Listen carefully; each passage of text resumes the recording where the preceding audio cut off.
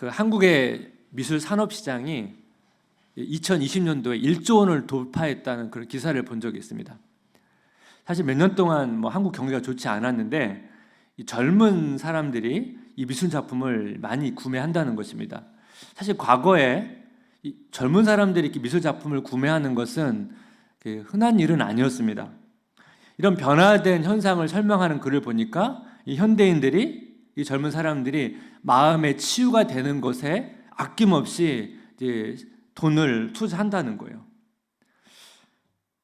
판매되지 않는 미술 작품이 많기 때문에 사실 모든 미술 작품의 가격을 우리가 다 매길 수는 없습니다. 그래서 화랑이나 또 경매, 또 아트페어 이런 곳에서는 이제 그림을 사고 파니까요. 이제 이곳에서 사고 판 그림들만 이제 미술 작품의 가격이 있거든요. 한국 미술 작품 중에서 가장 비싼 미술 작품은 김한기의 우주라고 하는 작품입니다.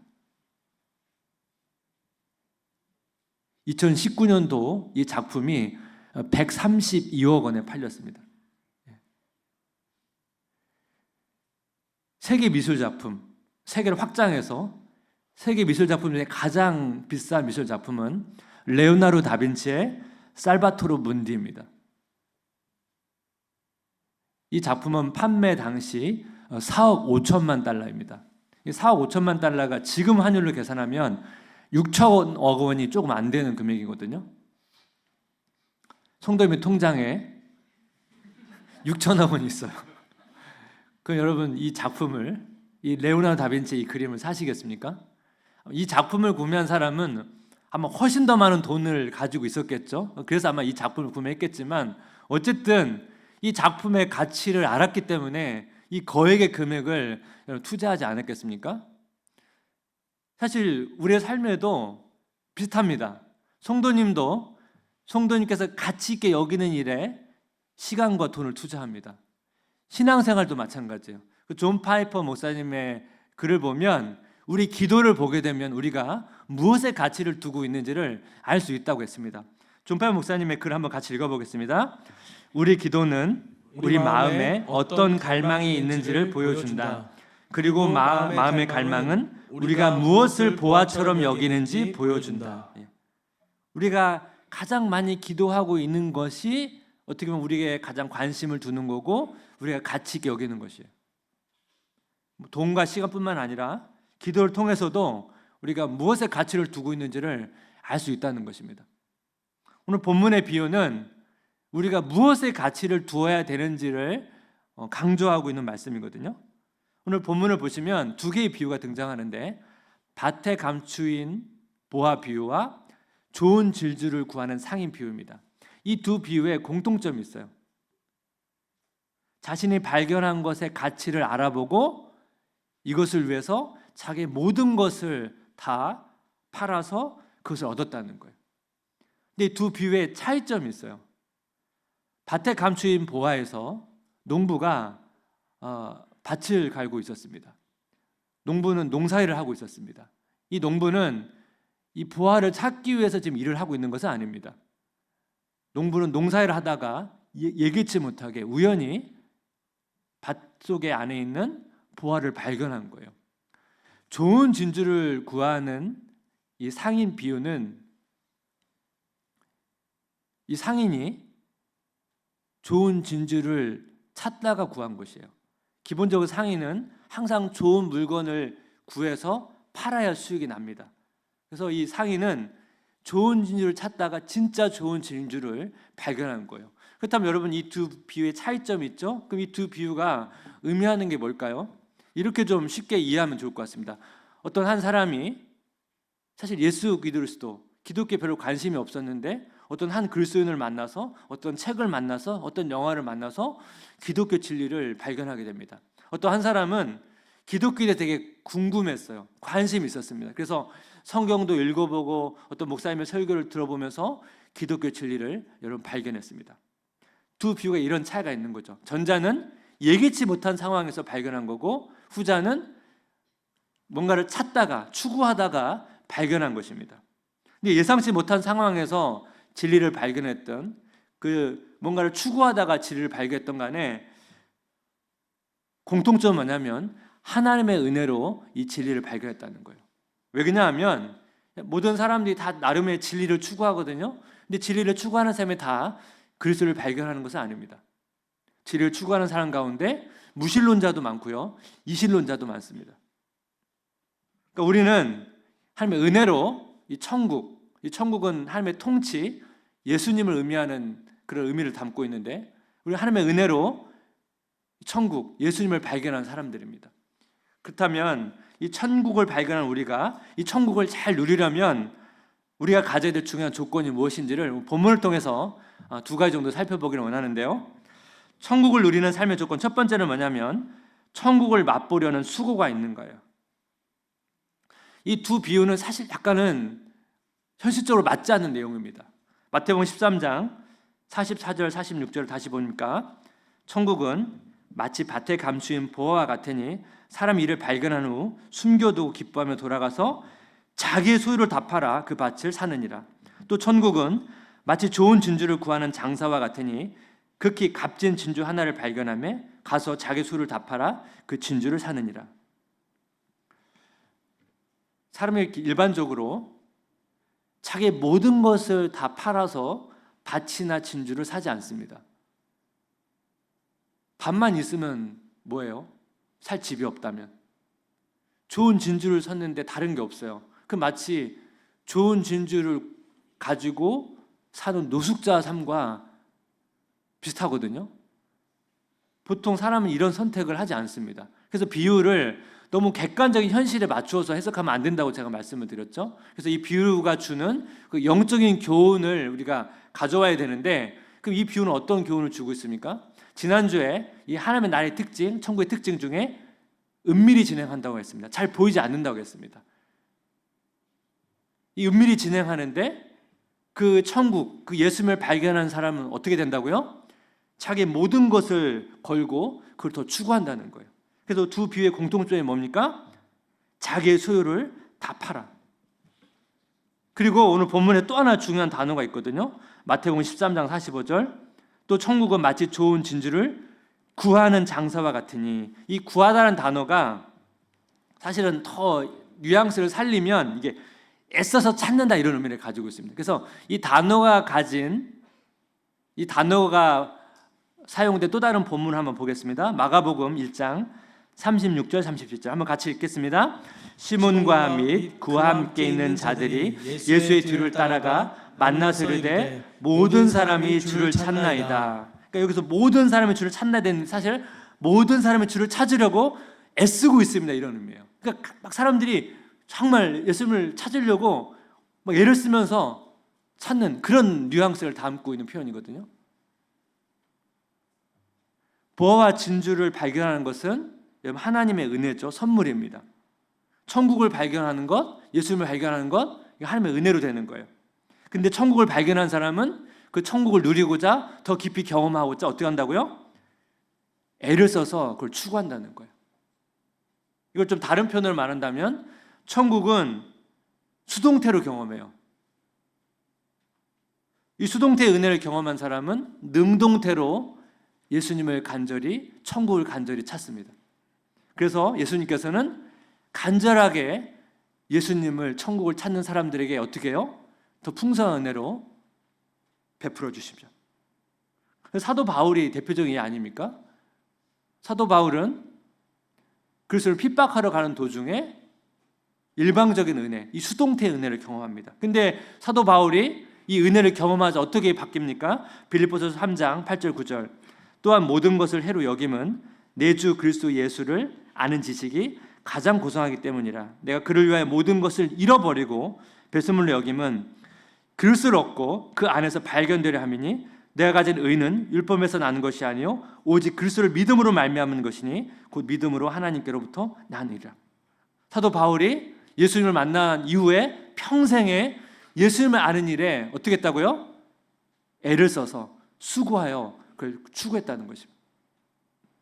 그래서 그동안 자기가 가치 있게 읽었던 것들을 배설물로 여길 정도로, 그 정도로 사도 바울에게서 예수님을 아는 것은 놀라운 가치를 지닌 의미라는 것입니다.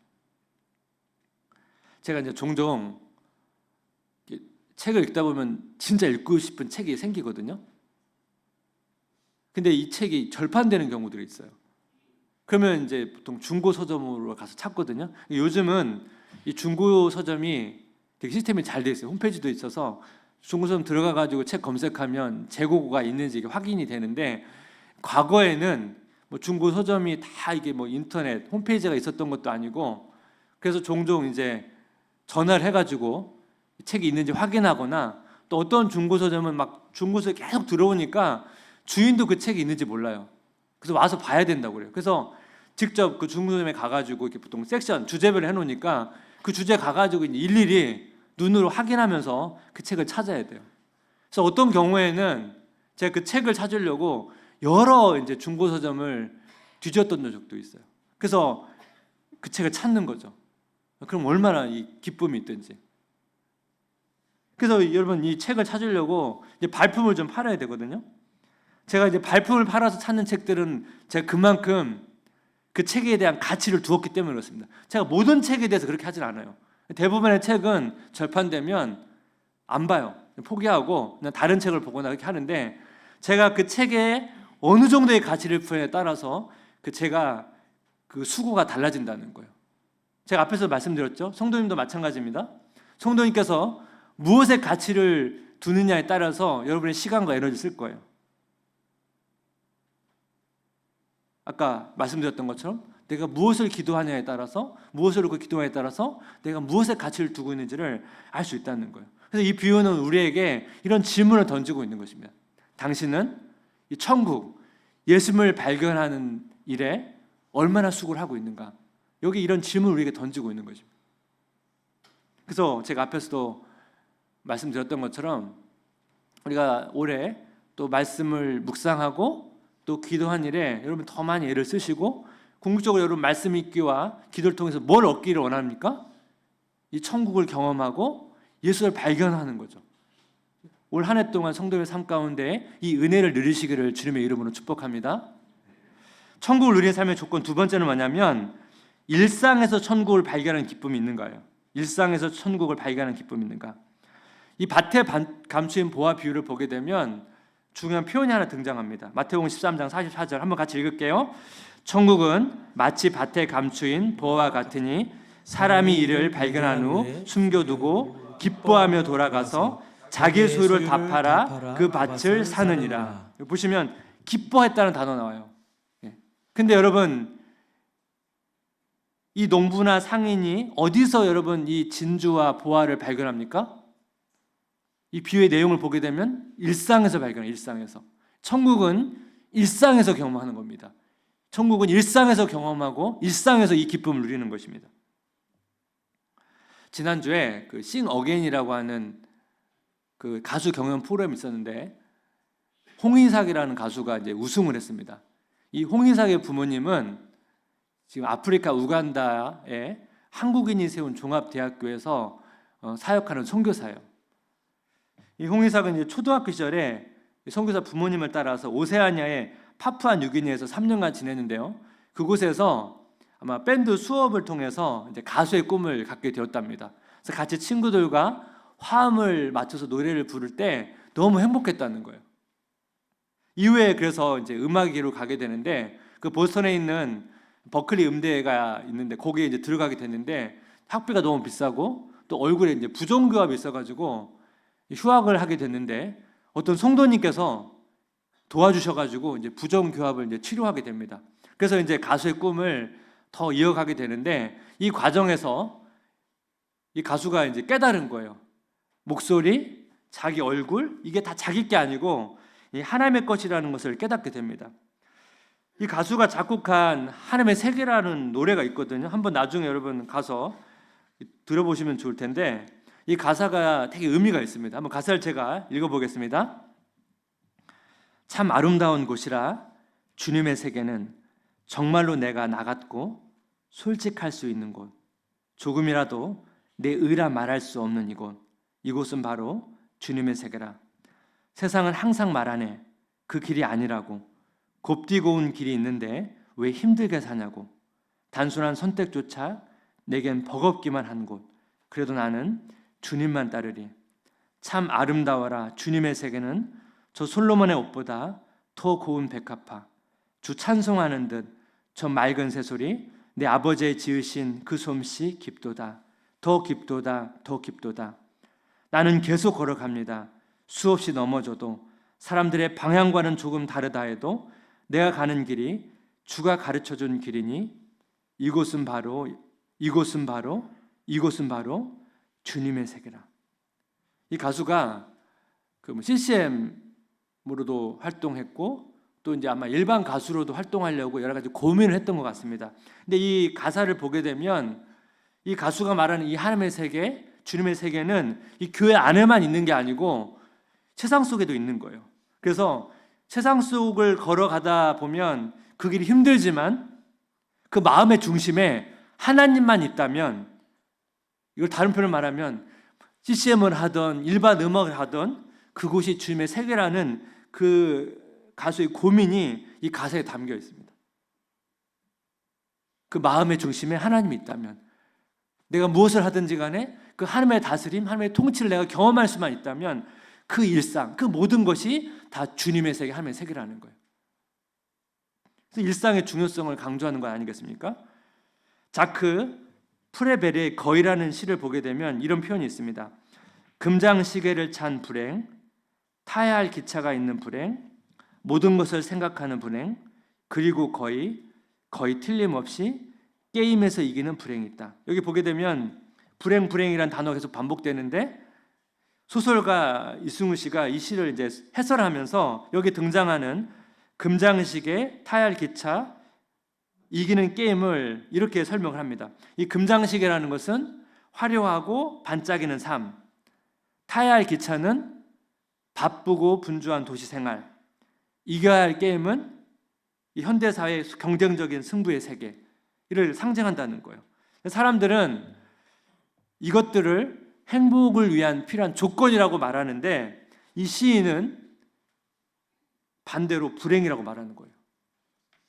금장시계, 기차, 이긴 게임, 이것들이 없어서 불행한 것이 아니라 이것들이 있어서 불행하다는 거예요. 그러면 이 시는 뭘 의미하는 겁니까? 이승우 씨가 이렇게 설명합니다. 일상에서 행복을 경험하지 못한 사람은 어떤 경우에도 어떤 것을 가져도 행복할 수 없다. 일상의 행복을 되게 강조하는 거 아니겠습니까? 아무리 많은 것을 가지고 있어도, 아무리 좋은 환경과 조건을 가져도 그때뿐이라는 거예요. 그래서 뭐예요? 일상에서 행복을 누리는 게 중요하다. 그렇다면 여러분, 이거를 우리에게 적용해 본다면 우리가 어떻게 해야 여러분 일상에서 행복, 이 천국의 기쁨을 맛볼 수 있습니까? 하나님의 통치를 경험하는 거죠. 이 하나님의 통치를 일상에서 경험해야만 우리가 때로는 어떤 내가 원하는 걸 소유하지 못한다 할지라도, 내가 원하는 조건이 없다 할지라도 우리는 그 속에서 행복을 누릴 수가 있죠. 똑같은 맥락으로 최근 신간인데요, 이기주의 보편의 언어라는 책을 보게 되면 이 책의 첫 번째 책의 내용이 뭐냐면 일상, 불행의 반대, 이런 내용인데 그 중에 일부를 제가 한번 읽어보겠습니다. 한국인에게 삶이 행복하냐고 물으면 그렇다고 말하는 사람보다 불행하다고 답하는 적이 훨씬 많다. 사람은 마음을 잃어버리면 자칫 생의 모든 것을 잃어버릴 수도 있다. 그러므로 홀로 불행 속에 던져진 것 같은 기분이 들거나 잡스러운 생각이 머릿속을 떠나지 않을 때일수록 남들처럼 행복해지려 애쓰기보다 마음의 균열을 메우고 일상을 정돈하는데 공을 들여야 하는지 모른다. 불행의 반대는 행복이 아니라 일상에 가깝다. 마지막 문장이요. 불행의 반대는 행복이 아니라 일상에 가깝다. 일상을 정돈하는 게 너무 중요하다. 그렇다면 여러분, 그리스도인들이 어떻게 일상을 정돈합니까? 앞에 우리가 다뤘던 내용이죠. 우리가 행복해지려고 애쓰기보다는 주님을 알기를, 이 천국을 더 잘 누리기를 애쓰는 것, 그것을 통해서 나를 다스리시고 나를 인도하시는 주님 안에서 사는 것. 그렇게 되면 어떻게 해요? 이 평범한 일상에서도 우리가 행복하고 이 기쁨을 누릴 수 있다는 거예요. 저는 이것을 많이 경험하거든요. 왜냐하면 보통 우리가 하루를 시작할 때 주로 말씀 묵상과 기도를 하잖아요. 여러분, 이 시간이 되게 중요해요. 이 시간을 잘 보내고 이 시간을 통해서 예수님의 은혜를 풍성히 누리면 여러분 하루 지나보면 하루 동안 여러분 얼마나 근심거리 또 갑작스럽게 고민거리가 얼마나 이렇게 찾아옵니까? 근데 제가 이 묵상의 은혜를 풍성히 누리면 그런 게 아무리 와도 그런 것에 제가 웬만하면 마음에 잘 안 뺏겨요. 그리고 그때마다 지혜를 주시면 간단히 해결해요. 근데 제가 묵상의 은혜가 잘 안 될 때, 묵상의 은혜가 얕으면 그런 게 오게 되면 그 근심거리가 제 삶에 굉장히 많은 영향을 줘요. 그리고 제가 막 고민한다고 답이 나옵니까? 그렇지 않은 게 많거든요. 근데 그 해결도 안 되는 것에 마음을 쓰면서 그럼 하루가 되게 피곤해요. 그래서 그 일상이 어떻게 된 거예요? 이 천국, 이 기쁨, 이걸 잘 못 누린다는 거예요. 제 삶에 매일매일의 가장 큰 목표는 뭐냐면 다른 게 아니에요. 뭐 엄청난 그런 목표가 있는 게 아니고 제 삶의 매일매일 목표는 매일매일 주님을 더 깊이 알기를 원하고 그 주님과 동행하는 거예요. 제가 성도님께 바라는 것도 다른 게 아니고 성도님께서 가정이나 일터나 학교에서 매일매일 주님과 동행하면서 주님을 더 깊이 알아가고 그곳에서 그 일터나 가정이나 학교에서 그 천국을 경험하는 것, 그걸 경험하는 것. 그리고 또 우리가 세상 사람들에게 이 천국의 기쁨이 무엇인지를 보여주는 것. 이것이 이 교회가 보여주는 중요한 가장 기초적인 소명이 아닐까 생각해 봅니다. 말씀을 좀 마무리하려고 하는데요. 오늘 말씀이 어떤 내용이죠? 천국을 경험한 사람, 이 천국을 수동태로 경험한 사람은 능동태로 천국을 더 알기를 수고한다는 거예요. 애쓴다는 거예요. 그렇게 되면 어떤 일이 생깁니까? 일상에서 일상에까지 교회 밖이나 교회 안이나 천국을 경험할 수 있다는 것입니다. 예수님을 알려고 수고하는 사람들에게는 그 예수님을 일상에서도 발견할 수 있다는 거예요. 근데 여러분, 이 두 가지 은혜를 잘 누리면 또 하나의 은혜를 누릴 수 있는데 오늘 본문을 보시면 그 은혜가 소개되고 있습니다. 여러분, 이 두 비유를 잘 보시면 첫 번째 비유는 뭐죠? 밭에 감추인 보화 비유입니다. 그렇다면 여러분, 보화가 뭘 의미합니까? 천국, 예수님의 통치, 예수님을 상징합니다. 두 번째 비유가 뭐죠? 좋은 진주를 구하는 상인입니다. 그렇다면 여러분, 천국이 뭘 가리킵니까? 상인이에요, 상인.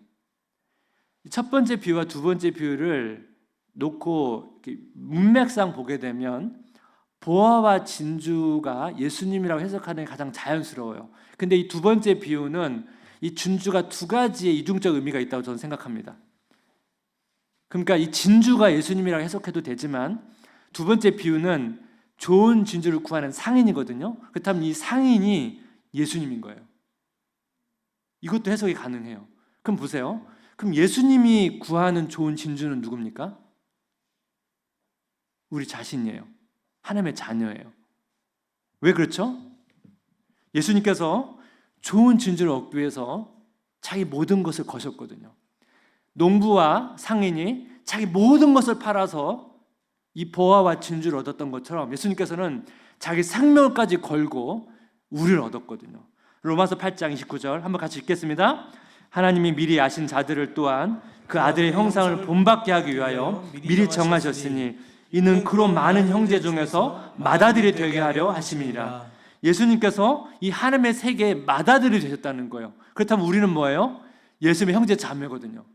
그래서 예수님께서 자기 전부를 걸어서 자기 생명을 걸어서 우리를 사신 거예요.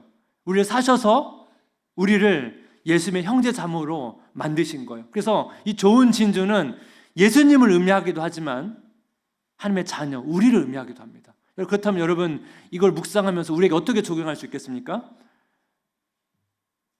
우리가 얼마나 귀한 존재인지를 알 수가 있죠. 그래서 우리가 사실 세상 속에 살다 보면 얼마나 우리가 많이 비교당하고 평가를 받습니까? 여러분, 그런 평가에 우리가 휘둘리면 안 된다는 거예요. 여러분, 그런 평가에 여러분을 너무 값싸게 평가하지 말라는 거예요. 여러분은 좋은 진주세요.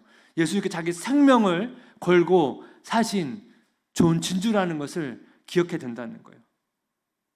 여러분, 한 해를 시작하면서 내가 얼마나 귀한 존재인지, 예수님께서 자기 생명을 걸고 사신 좋은 진주임을 경험하는 그런 은혜를 풍성히 누리시면 좋겠습니다.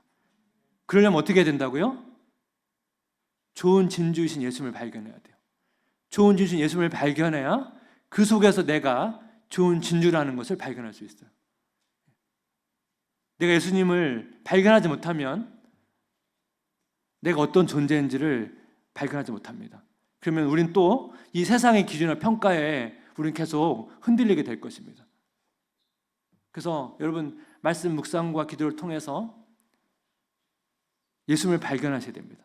그 천국을 경험하셔야 됩니다. 그렇게 되면 우리 일상이 바뀔 것입니다. 우리 일상이 이 하나님의 세계고 이 천국의 기쁨을 맛보는 통로가 될 것입니다. 오늘 한 해 동안 이 천국의 은혜를, 이 천국을 누리는 삶이 되시기를 주님의 이름으로 기도하고 축복합니다. 오늘 말씀을 하면 찬양이 있거든요. 이 찬양을 좀 묵상하면서 우리 같이 고백하면 좋겠습니다.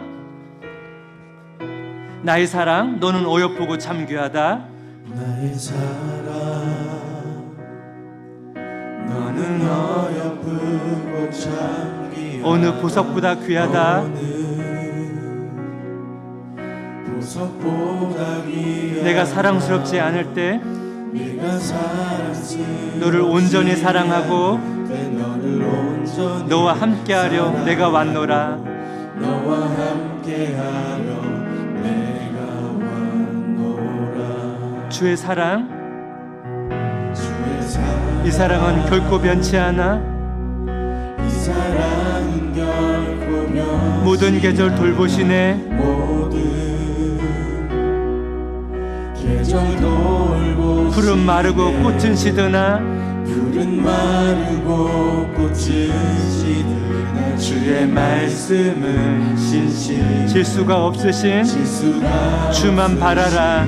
주만 바라라. 주님의 나라와 뜻이 주님의 나라와 뜻이 나의 삶 속에 임하시며 나의 삶 속에 임하시 주님 알기를 주님 알기 주만 보기를 주만 보기 소망해 소망해 거룩히 살아갈 힘과 거룩히 살아갈 힘과 두려움 없는 믿음 두려움 없는 믿음 주시 나의 하나님 나의 하나님 완전한 사랑 완전한 사랑 찬양해. 찬양해. 우리 다시 한번 고백할까요? 나의 사랑 너는 어여쁘고 참 귀하다. 나의 사랑 너는 어여쁘고 참 어느 보석보다 귀하다. 어느 보석보다 귀하다. 내가 사랑스럽지 않을 때 내가 사랑스럽지 너를 온전히 사랑하고 너를 온전히 너와 함께하려 내가 왔노라. 너와 함께하려 주님의 나라와 뜻이 주님의 나라와 뜻이 나의 삶 속에 임하시며 나의 삶 속에 임하시 주님 알기를 주님 알기 주만 보기를 주만 보기 소망해 소망해 거룩히 살아갈 힘과 거룩히 살아갈 힘과 두려움 없는 믿음 주실 두려움 없는 믿음 주시 나의 하나님 나의 하나님 완전한 사랑. 완전한 사랑 우리 다시 한번 주님의 나라와 뜻이 주님의 나라와 뜻이 나의 삶 삶 속에 임하시며 나의 삶 속에 임하시며 주님 알기를 주만 보기를 소망해 거룩히 살아갈 힘과 거룩히 살아갈 힘과 두려움 없는 믿음 주실 두려움 없는 믿음 주신 나의 하나님 나의 하나님 완전한 사랑 완전한 사랑 찬양해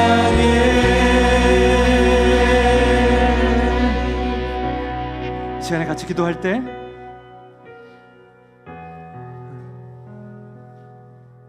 우리 일상이 하나님의 세계로 보이도록 그 일상을 하나님의 세계로 우리가 경험하도록 하나님 내가 하나님과 교제하는 시간 말씀을 묵상하고 기도하는 그 시간에 하나님의 다스림과 그 하나님을 누릴 수 있도록 인도해 주옵소서. 그리고 묵상과 기도의 결과로 우리가 일상을 살아갈 때 우리가 가정과 또 일터에 학교에서 살아갈 때 그곳에서도 천국을 경험하고 천국의 기쁨을 맛보고 예수님을 발견하는 그 은혜를 누리게 해달라고 같이 기도했으면 좋겠습니다. 보화 되시고 진주 되신 예수님을 발견하면 발견할수록 우리가 예수님께서 자기 전부를 걸고 사신 좋은 진주라는 사실을 발견하는 그 은혜를 더 깊이 누려갈 수 있도록 은혜를 달라고 우리가 더 이상 낮은 자존감과 상처에 갇혀있지 않고 하나님의 자녀로서의 자긍심을 가지고 자부심을 가지고 살아가도록 은혜를 달라고 같이 한번 간절히 기도하며 나아갑니다.